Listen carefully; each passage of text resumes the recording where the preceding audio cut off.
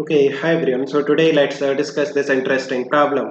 So it says consider a gold nucleus to be a sphere of a radius 6.9 Fermi, in which protons and neutrons are distributed. Find the force of repulsion between two protons situated at the largest separation. Why do these protons not fly apart under this repulsion? Okay, तो देखो हमारे पास एक gold nucleus है, spherical है, इसका जो radius है that is given, radius कितना है 6.9 फर्मी। नाउ इस न्यूक्लियस में हमारे पास प्रोटॉन्स हैं एंड न्यूट्रॉन्स हैं। सो हम प्रोटॉन्स की बात करते हैं। दो प्रोटॉन्स के बीच में जो मैक्सिमम पॉसिबल सेपरेशन हो सकता है that is the diameter of this nucleus, है ना।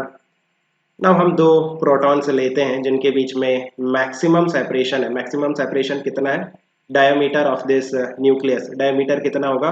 2 इंटू 6.9 फर्मी। सो कितना फोर्स लगेगा, कितना इलेक्ट्रिक फोर्स लगेगा इन दो प्रोटॉन्स के बीच में, that is K Q1 Q2 divided by D square, right. जो सेपरेशन है दैट इज डी, तो डी स्क्वायर आएगा। के कितना है? 9 into 10 raise to the power 9। Q1 जो चार्ज होता है प्रोटॉन पे that is 1.6 into 10 raise to the power -19। और Q2 लाइक दोनों प्रोटॉन्स में सेम चार्ज होगा, सो इसका स्क्वायर कर देते हैं, divided by D square. So D कितना होगा ये चेक करो, ये कितना आएगा?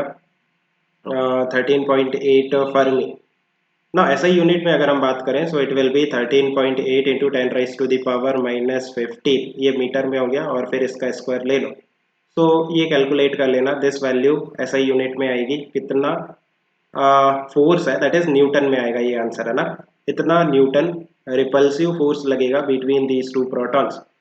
देन आप देखो रिपल्सिव फोर्स के कारण ये जो प्रोटॉन्स है ये इस न्यूक्लियस से बाहर चले जाना चाहिए, बट ऐसा नहीं होता है। रीज़न क्या है?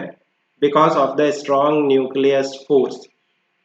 जो न्यूक्लियस है उसके जो पार्टिकल्स है, जो प्रोटॉन्स है एंड न्यूट्रॉन्स है, उनके बीच में आपस में स्ट्रॉन्ग न्यूक्लियस फोर्स लगता है, राइट। एंड ये जो स्ट्रॉन्ग न्यूक्लियस फोर्स है ना, ये रिस्पॉन्सिबल है सारे न्यूक्लॉइड्स को। न्यूक्लॉइड्स क्या होते हैं? जो प्रोटॉन्स और न्यूट्रॉन्स है ना, उन्हें हम कंबाइंड फॉर्म में न्यूक्लॉइड्स कहते हैं। उन्हें बाइंड करके रखने के लिए, न्यूक्लियस की स्टेबिलिटी के लिए this force is responsible, that is strong nucleus force. So I think you have understood. Let me know if you still have any confusion. Keep working hard. Best of luck. Bye.